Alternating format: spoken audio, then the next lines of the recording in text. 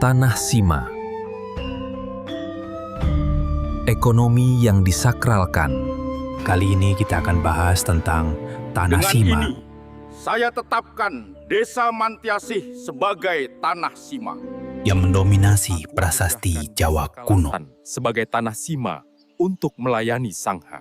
Baik Raja Buddha maupun Hindu. Perdikan Wanua Tengah menjadi Sima. Sima adalah tanah bebas pajak yang ditetapkan Raja. Kubebaskan pajak desa-desa Paparahuan. Untuk kepentingan Candi Suci. Tanah Sima ini kupersembahkan untuk Candi Suci Kamulan I Bumi Sambara. Kadang disertai kutukan. Siapa yang melanggar Sima ini akan hancur, binasa, mati mendadak, dan dilupakan Sebutannya para dewa. bermacam-macam. Tanah Sima, Perdikan, Swatantra, bebas pajak, Sima.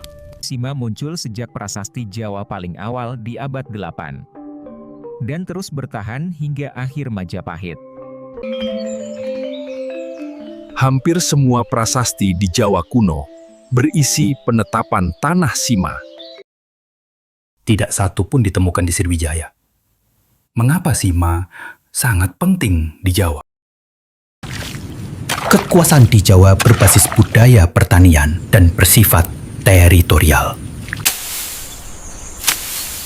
Ini membuat budaya kekuasaan di Jawa sangat mirip dengan Asia daratan, seperti bangsa Khmer di Kamboja.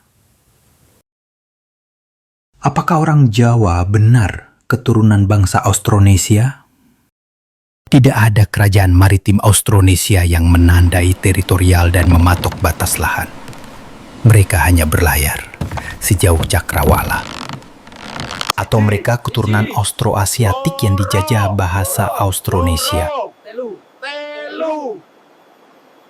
Atau orang Austronesia asli yang telah beradaptasi ribuan tahun menjadi petani karena pesona kesuburan tanah Jawa. Yang pasti, selama ribuan tahun beras dari Jawa telah menghidupi seluruh Asia Tenggara.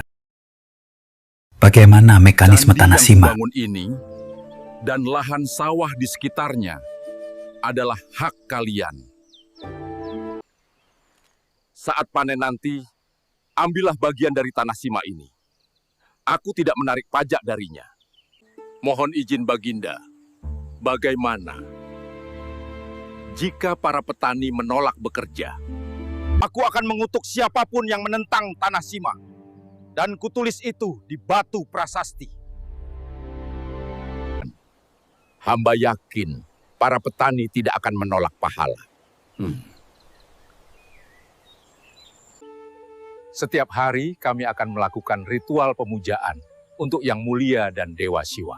Itulah akhir yang dituju, ritual pemujaan kepada Raja.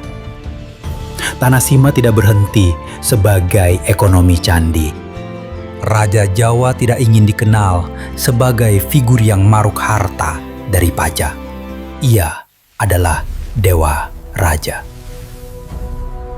yang menjembatani langit dan bumi, penjaga harmoni jagat dan kosmos. Ia bukan sekadar penguasa duniawi.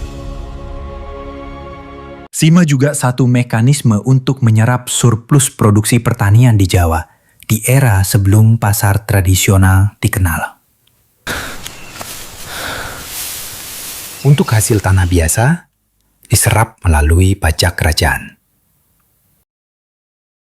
Untuk hasil tanah Sima, diserap melalui candi. Jadi Sima adalah pusat aktivitas ekonomi dan spiritual, di mana tanah dan aktivitasnya disucikan. Tujuan akhirnya adalah legitimasi dan hegemoni Raja Jawa.